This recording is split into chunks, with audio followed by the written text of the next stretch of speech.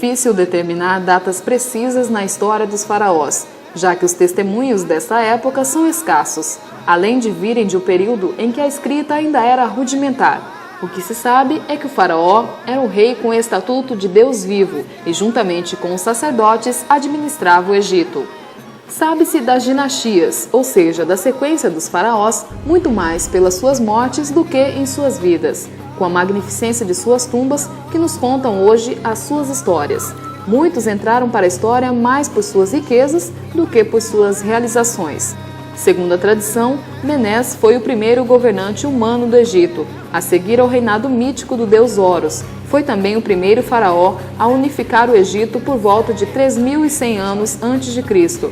Até então, o território estava dividido em 2 reinos.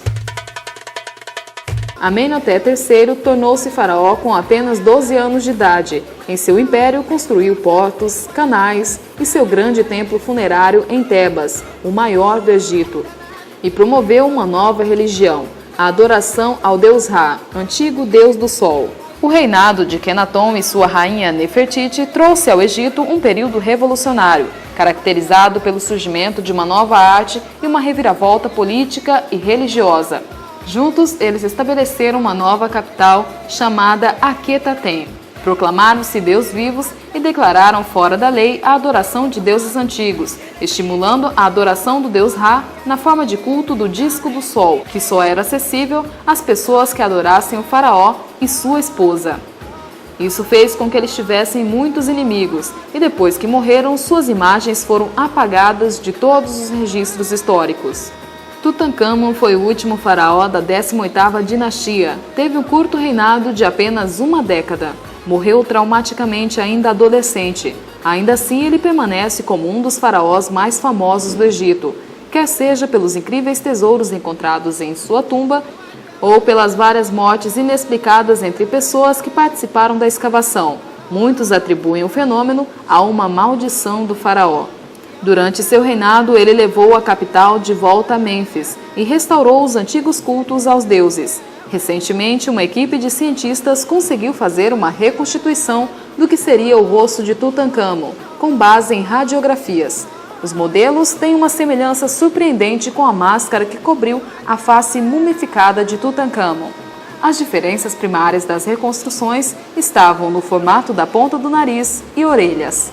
Os modelos do menino rei, morto há 3.300 anos, revelaram um jovem com bochechas rechonchudas e um queixo arredondado.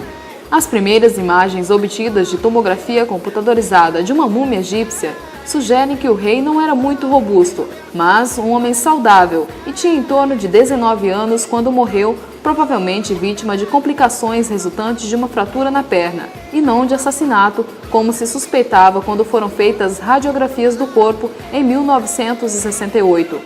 Um fragmento de osso foi encontrado em seu crânio, levando a especulações de que ele havia sido morto com um golpe.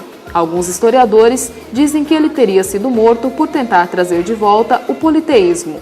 Outros acreditam que ele foi assassinado por Ai, o faraó que acabou sucedendo-o.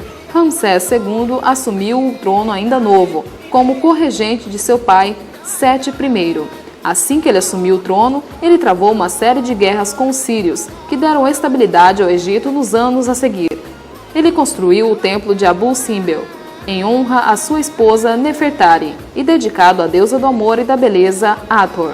A fachada do templo é composta de 6 estátuas de 10 metros cada uma. 2 delas são de Nefertari, uma de cada lado da entrada, e cada uma dessas estátuas está ladeada por 2 estátuas de Ramsés.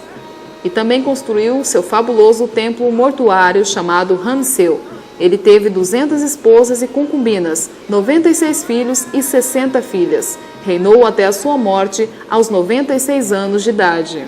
Cleópatra não era egípcia, mas membro da dinastia macedônia de governantes dos Ptolomeus. Sua aliança política com o líder romano Júlio César ajudou a vencer a guerra civil do Egito, mas seu grande amor foi o general romano Marco Antônio, que lutou ao seu lado contra o imperador Otaviano. Eles foram derrotados e Cleópatra se envenenou, talvez com uma cobra, dia após o suicídio de Marco Antônio. Elas são o maior empreendimento das civilizações antigas. a combinação entre tamanho colossal e engenharia de precisão. Estamos falando das pirâmides, que durante séculos foram chamadas de centro das dimensões e do conhecimento. Os segredos das pirâmides você vai conhecer no próximo bloco.